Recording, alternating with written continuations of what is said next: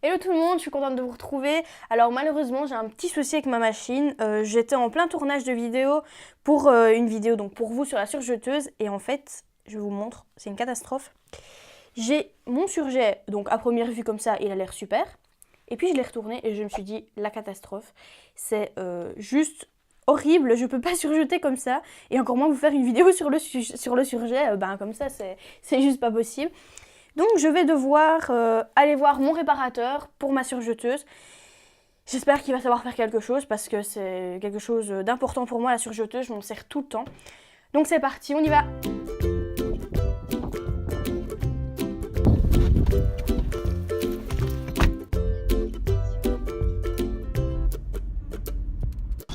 On est enfin arrivé. Ça y est. Allez, on y va, c'est parti. Ben voilà, donc je sors de chez le réparateur. Et j'attends de ses nouvelles, on va voir ce qu'il va me dire. J'espère qu'il n'y a rien de trop grave sur la surjeteuse. Il faut vraiment apporter vos machines et vos surjeteuses, enfin vraiment tout ce que vous avez en réparation ou ne fût-ce que même à l'entretien pour éviter tout problème. C'est vraiment un conseil que je vous donne, c'est hyper important. Alors voilà, j'ai enfin récupéré ma surjeteuse après un peu moins d'une semaine. C'est un peu moins d'une semaine, donc voilà.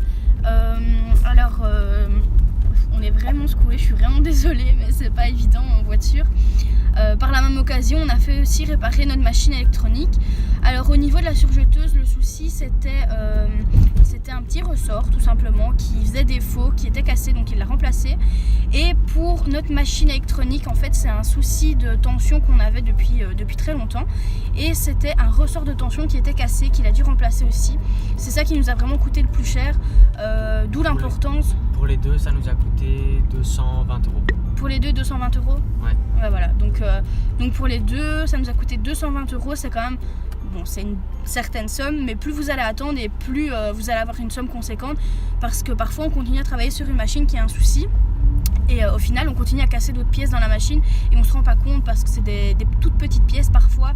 Et comme je vous dis, on s'en rend pas compte, on l'entend pas, on ne sait pas que c'est cassé. Donc voilà, c'est ultra important d'aller faire les entretiens, les réparations. Donc regardez près de chez vous si vous avez un réparateur pour vos machines ou vos surjeteuses. Donc voilà. Et nous, ce qu'on va faire, c'est qu'on va quand même tester la machine au cas où, parce qu'on a quand même une garantie de 2 ans, donc ça c'est bien. Vérifiez aussi si vous avez une garantie, c'est très important. Donc voilà.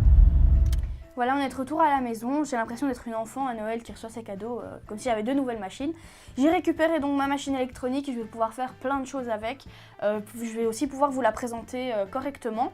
Et ma surjeteuse, donc je vais les déballer, je vais les tester quand même, on ne sait jamais, voir si tout se passe bien. Bon d'après le test déjà ici que l'on peut voir, c'est quand même vachement bien par rapport à l'autre juste à côté que je vais vous montrer. Donc là on voit clairement la différence, on voit les points qui sont vraiment pas beaux du tout en fait. Ils sont carrément ressortis par rapport à là, c'est vraiment une différence, donc je vais quand même le tester sur ce tissu. On va voir un peu comment ça se passe. Ah, elle est restée allumée.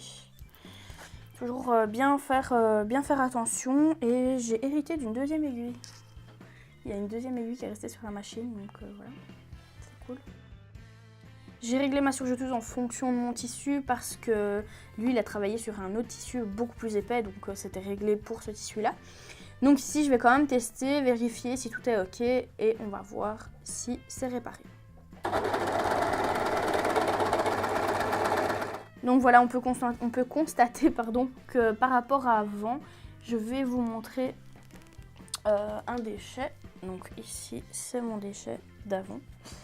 Donc sur l'endroit, on était plus ou moins pas trop mal. Sauf que bon, il y a un moment où là, c'était catastrophe. Hein, on peut le voir par rapport à l'autre côté.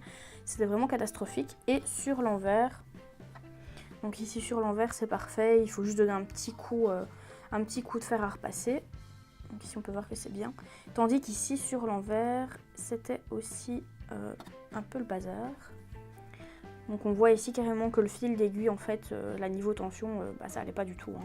Il ressortait, c'était le carnage. Hein. Ouais, c'est clair. Non mais c'est vrai. Hein. Ouais. Non tu rigoles, mais c'est vrai, vraiment, c'était une catastrophe, quoi. Je pouvais pas continuer comme ça, donc voilà. Alors voilà, maintenant que j'ai récupéré ma meilleure amie, eh bien, je vais pouvoir vous faire pas mal de vidéos là-dessus, comme par exemple sur coudre avec 4 fils ou bien encore faire un ourlet rouloté sans le petit convertisseur parce que parfois des personnes le perdent ou quoi que ce soit parce qu'on sait pas trop ce que c'est. Donc je vais pouvoir vraiment faire... De quoi? La vidéo sans convertisseur. Ah ouais, oui, voilà. Donc justement, vu qu'on me demande pas mal de vidéos avec la surjeteuse, parce que des gens en ont, donc forcément, comme elle avait un souci, je ne savais pas répondre à vos demandes pour le moment. Mais maintenant que je l'ai récupéré, vous inquiétez pas, je vais vraiment faire toutes les vidéos pour vous aider, pour que vous puissiez avancer avec la surjeteuse. Donc voilà, j'espère que ce petit vlog vous a plu. Surtout, n'hésitez pas à laisser en commentaire vos avis, vos appréciations, vos critiques, tout ce que vous voulez. Laissez un petit like, ça fait toujours plaisir. Et surtout, abonnez-vous à la chaîne si ce n'est pas encore fait. Moi, je vous fais plein de gros bisous et je vous dis à bientôt.